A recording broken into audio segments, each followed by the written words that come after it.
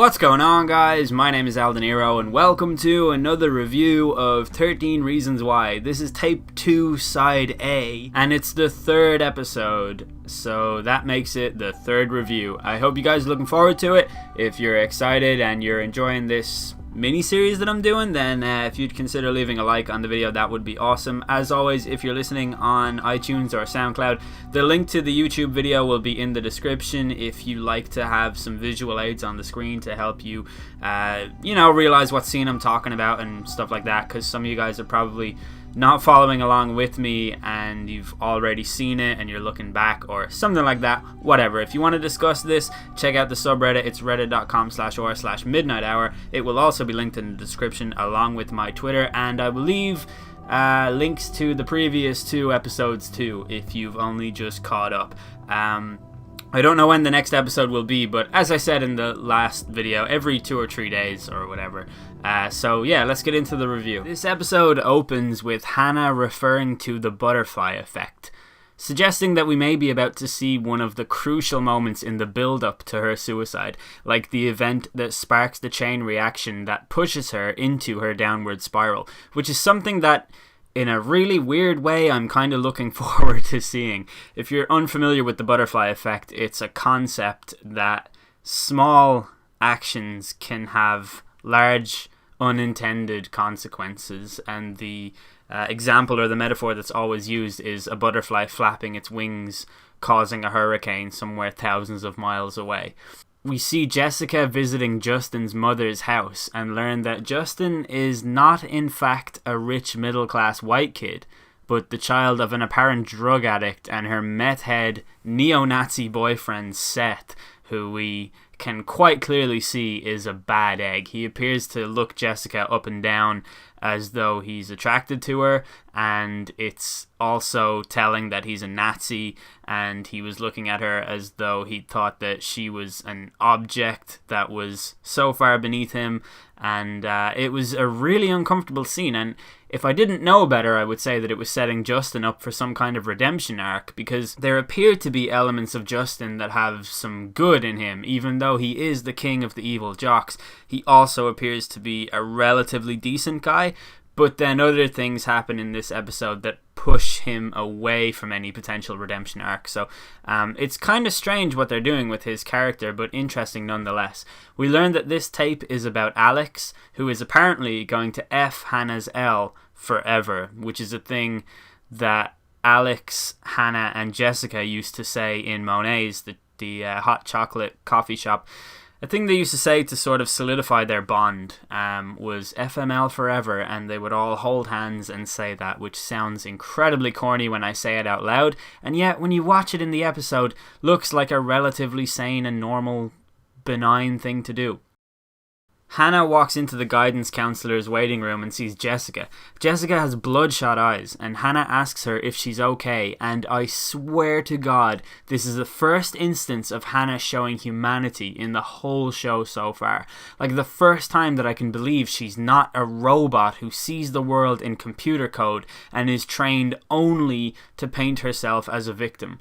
Alex also comes into the room, and it's clear that he and Jessica have broken up at this point. They take some shots at each other. Hanna is caught up in the middle, and she suggests a reunion in Monet's, the coffee place that I mentioned a couple of minutes ago, and which played a pretty prolific part in the last episode. We then see Olivia, Hannah's mother, sharing a tense scene with the school's principal, and I believe this is the first mention of a pending court case where Olivia and her husband are actually taking on the school. I'm not sure the specifics of it, but I believe what they're trying to do is frame the school as a hostile environment, which contributed largely to Hannah's suicide, because Olivia particularly, I don't think we've even heard from Hannah's dad or anything, but Olivia is very, very, very confused about her daughter's suicide, and she knows nothing of the tapes. None of the relevant people know anything about the tapes at the moment, only the kids who've received them, which is pretty interesting. Olivia becomes really upset while she's talking to the school's principal. He doesn't want to give her information because he doesn't feel like he should be talking to her at all because they have a pending court case. But Olivia retreats to the ladies' bathroom because she can't stop the tears. And while she's there, she makes the startling discovery of the graffiti-covered walls in the bathroom stalls, riddled with swear words that appear to depict a really sinister culture of bullying and name-calling within the school. And I actually thought this was a pretty neat little scene because it felt very true to life. It felt like one of the few areas of this school that were actually grounded by reality, because the whole idea of adults in high school like covered in tattoos, driving around in fancy cars seems ridiculous to me. I don't live in California, so I don't know what it's like over there. My only perception of American high school comes from TV, and it seems like everyone who goes to American high school is 25 years old. But this idea of kids writing really mean things about each other on the bathroom walls, that's a thing that happened in every school I've ever went to. And I think it's a thing that would shock an awful lot of parents. So this scene made a lot of sense, and it seems to be another way that the show itself is sort of doing a good job of changing my perception of Hanna as a narcissistic sociopath and sort of rebuilding her as a vulnerable schoolgirl who got bullied into suicide. I guess that's what we're heading for here. Clay slips out of one of his classes while his teacher is sleeping and approaches Alex in the hallway. Alex is tearing down suicide prevention posters, and he too has bloodshot eyes, and it's pretty clear that Alex is a man who's just had enough, and he's really struggling to deal with his burdens at the moment. Clay confronts Alex and asks him if it's true, if he actually did it. We don't know what the thing is supposed to be at this point, but it's allegedly what ended his relationship with Jessica. Clay says he doesn't think that Alex would do it. We then cut to Clay and Hanna back in their cinema working days, and they're tidying up before close as Alex leaves the last movie of the night and he's all alone. It seems to be a source of confusion for Hanna and Clay. They're sort of wondering why he's in there so far after the credits. Again, Alex, even in this scene, which is obviously a flashback in the timeline before, he's reeling from his breakup with Jessica, and he just generally carries himself like a really emotionally conflicted kid, and that really carries on through this scene. Afterwards, Clay and Hanna head up to the roof of the cinema to watch some kind of lunar eclipse. This was a thing that Clay had suggested earlier for him and Hanna to do, and she showed ultimately no interest in it. And even while she's up there on the roof, she's showing no interest in it. But eventually Clay talks her around and says you can see a shadow lingering at the top of the moon and sort of going over the moon a little bit, like a shadow sort of slowly, very slowly covering the moon, which is, I guess, a really neat metaphor for Hanna's life at this point. It's kind of being blanketed by a shadow, but we have yet to see the full effect of that come into play. At this point, Hanna actually emanates some visible excitement, which is really strange. Like, she's delighted that she's actually witnessing this sort of thing, but she also expresses fear, which is great because it's more emotion from her, and that's what we want to see. She says that it's kind of scary seeing a shadow on the moon, and this is also the first time that she's shown any cosmic awareness. Perhaps she thinks it's scary because it reminds her of her own insignificance, which would fit pretty well in my theory that she dreads a lack of attention, or at least the certain type of attention that she does crave. Sadly for Hanna, the wrong kind of attention is exactly what she attracts in this episode. Or maybe not even that she attracts, but just what falls upon her, and she has no choice but to accept it.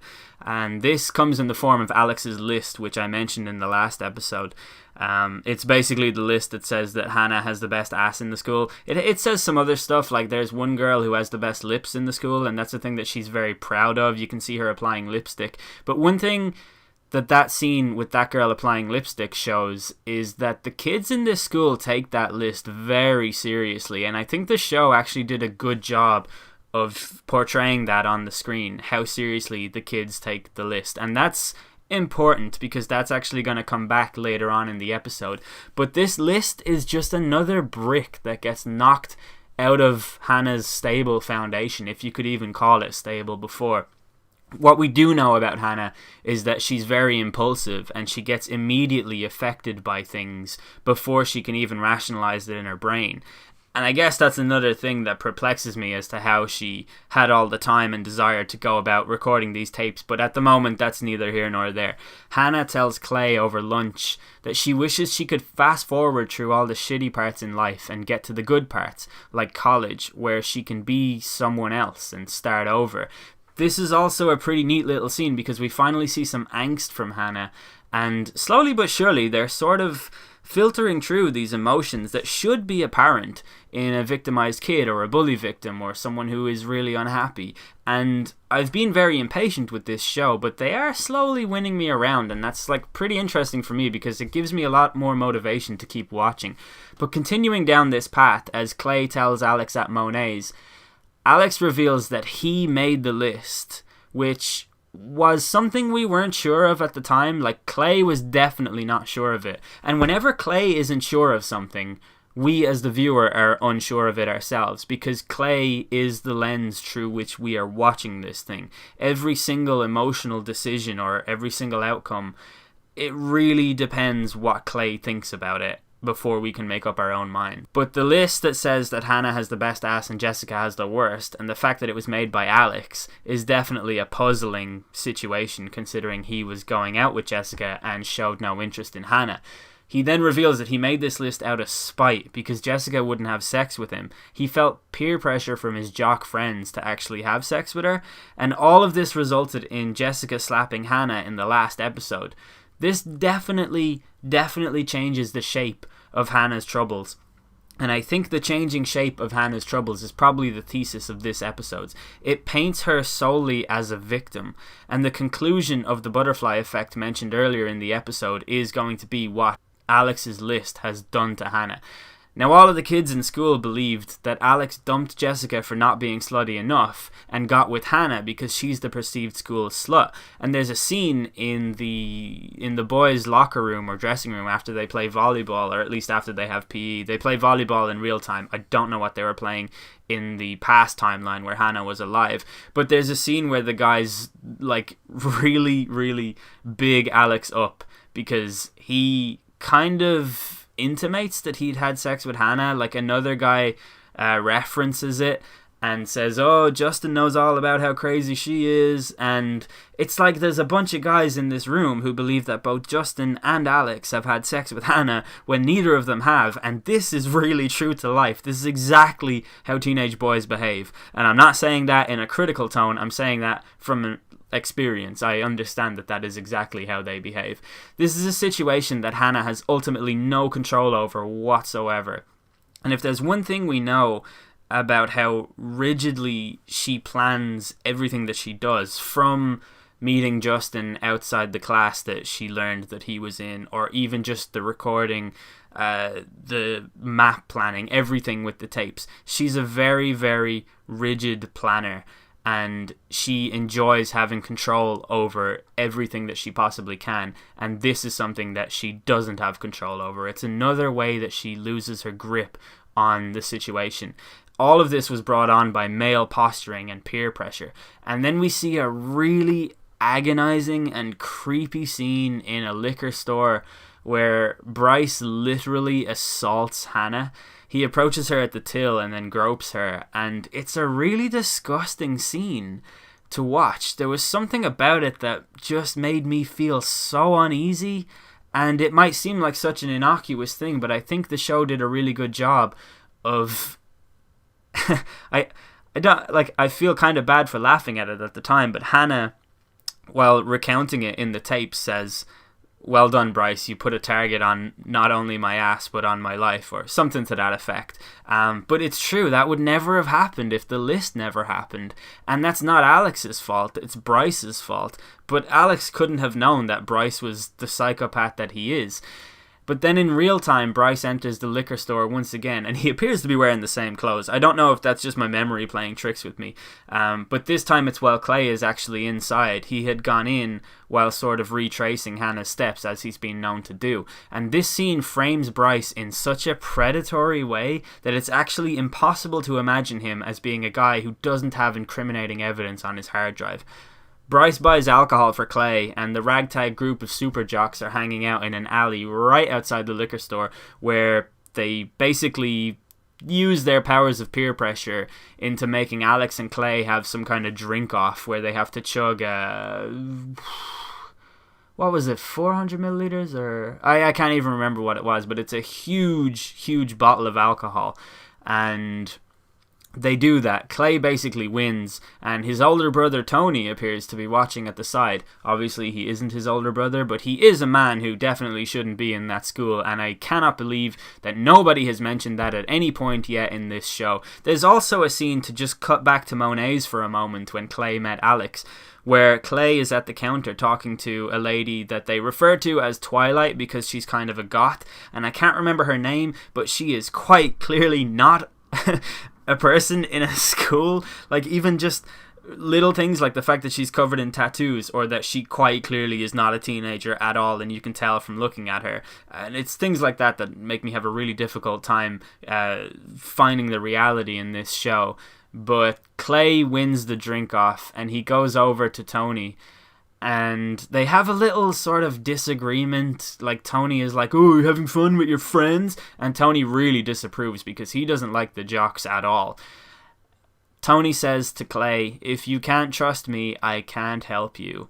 Which is really ominous and troubling, because Tony is giving Clay nothing to work with here. We know that Tony is conspiring almost with Olivia, Hannah's mother, and we have no idea why.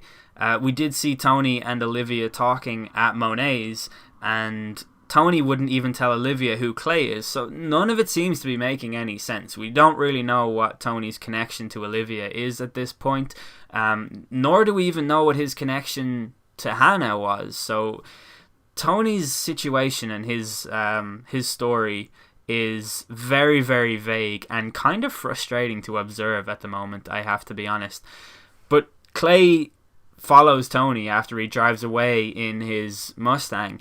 Clay follows on pursuit on his bike to a remote location where he witnesses Tony and some other street thugs giving a beatdown to some guy. This scene is also really weird. I'm not 100% sure what the point of it is, but from there the episode transforms into a misery montage where we see Alex facing the reality that he threw the first boulder at Hannah's foundations. He knocked out the first thing that was holding her stability in place, and Clay faces the possibility that he was complicit in this. We fade out with vague threats from Justin and Bryce alluding to how they're going to take care of Clay. We still don't know why. We still haven't learned what Clay knows. Alex throws himself into the swimming pool, and Clay sneaks out of the house, where it was announced by his mother a few minutes ago that he was grounded for 2 weeks because he came home drunk.